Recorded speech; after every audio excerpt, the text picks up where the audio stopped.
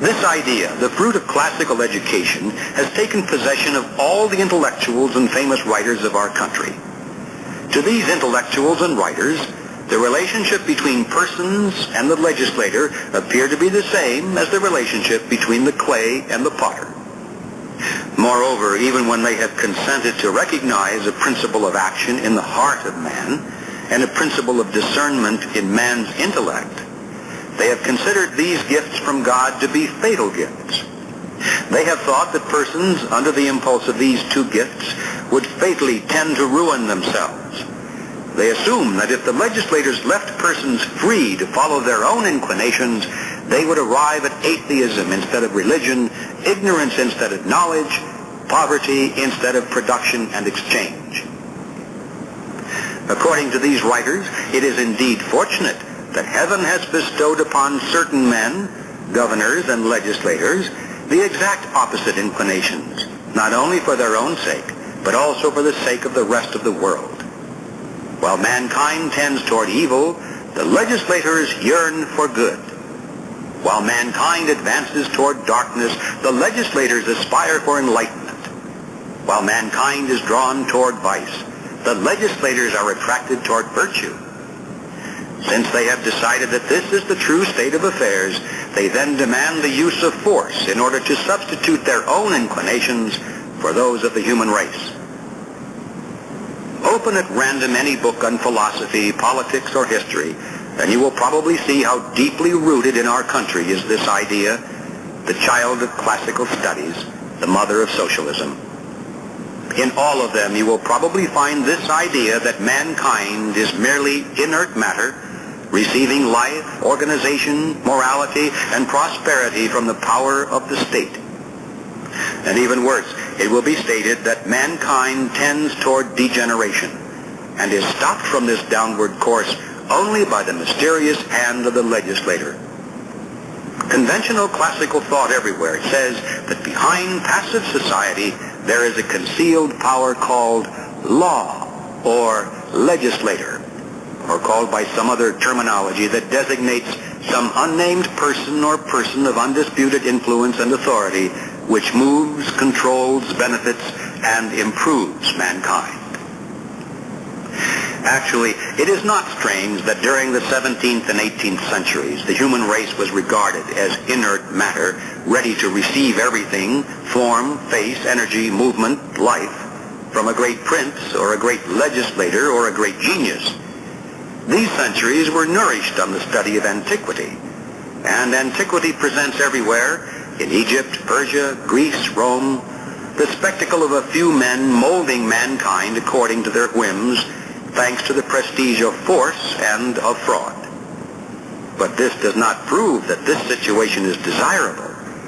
It proves only that since men and society are capable of improvement, it is naturally to be expected that error, ignorance, despotism, slavery, and superstition should be greatest towards the origin of history. Knowledge appears and grows with the passage of time, and in proportion to this growth of knowledge, might takes the side of right, and society regains possession of itself. Actually, what is the political struggle that we witness? It is the intensive struggle of all people toward liberty. And what is this liberty, whose very name makes the heart beat faster and shakes the world? Is it not the union of all liberties, liberty of conscience, of education, of association, of the press, of travel, of labor, of trade? In short, is not liberty the freedom of every person to make full use of his faculties, so long as he does not harm other persons while doing so?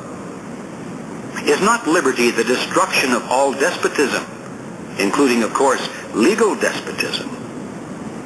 Finally, is not liberty the restricting of the law only to its rational sphere of organizing the right of the individual to lawful self-defense, of punishing injustice? It must be admitted that the tendency of the human race toward liberty is largely thwarted. This is greatly due to a fatal desire learned from the teachings of antiquity that our writers on public affairs have in common. They desire to set themselves above mankind in order to arrange, organize, and regulated according to their fancy. While society is struggling toward liberty, these famous men who put themselves at its head are filled with the spirit of the 17th and 18th centuries. They think only of subjecting mankind to the philanthropic tyranny of their own social inventions. Like Rousseau, they desire to force mankind docilely to bear this yoke of the public welfare that they have dreamed up in their own imaginations. This was especially true in 1789. No sooner was the old regime destroyed than society was subjected to still other artificial arrangements, always starting from the same point, the omnipotence of the law. Usually, however, the reformers, the legislators, and the writers on public affairs did not desire to impose direct despotism upon mankind. Oh no, they are too moderate and philanthropic for such direct action. Instead, they turn to the law for this despotism, this absolutism, this omnipotence. They desire only to make the laws. The strange phenomenon of our times, one which will probably astound our descendants, is the doctrine based on this triple hypothesis: the total inertness of mankind, the omnipotence of the law, and the infallibility of the legislator. These three ideas form the sacred symbol of those who proclaim themselves totally democratic. The advocates of this doctrine also profess to be social. So far as they are democratic, they place unlimited faith in mankind. But so far as they are social, they regard mankind as little better than mud. Let us examine this contrast in greater detail. What is the attitude of the Democrat when political rights are under discussion? How does he regard the people when a legislator is to be chosen? Then it is claimed that the people have an instinctive wisdom.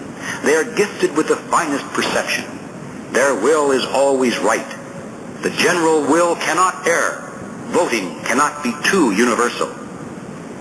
When it is time to vote, apparently the voter is not to be asked for any guarantee of his wisdom. His will and capacity to choose wisely are taken for granted. Can the people be mistaken? Are we not living in an age of enlightenment? What, are the people always to be kept on leashes? Have they not won their rights by great effort and sacrifice? Have they not given ample proof of their intelligence and wisdom? Are they not adults? Are they not capable of judging for themselves? Do they not know what is best for themselves? Is there a class or a man who would be so bold as to set himself above the people and judge and act for them? No, the people are and should be free. They desire to manage their own affairs, and they shall do so. But when the legislator is finally elected, then indeed does the tone of his speech undergo a radical change. The people are returned to passiveness, inertness, and unconsciousness.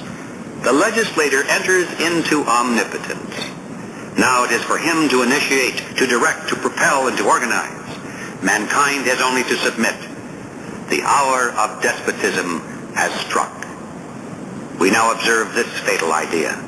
The people, who during the election were so wise, so moral, and so perfect, now have no tendencies whatsoever, or if they have any, they are tendencies that lead downward into degradation. But ought not the people to be given a little liberty? But Mr. Considerant has assured us that liberty leads inevitably to monopoly. We understand that liberty means competition, but according to Mr. Louis Blanc, competition is a system that ruins the businessman and exterminates the people. It is for this reason that free people are ruined and exterminated in proportion to their degree of freedom. Possibly Mr. Louis Blanc in this year of 1850 should observe the results of competition in, for example, Switzerland, Holland, England, and the United States. Mr. Louis Blanc also tells us that competition leads to monopoly. And by the same reasoning, he thus informs us that low prices lead to high prices, that competition drives production to destructive activity, that competition drains away the sources of purchasing power, that competition forces an increase in production while at the same time it forces a decrease in consumption. Well, from this it follows that free people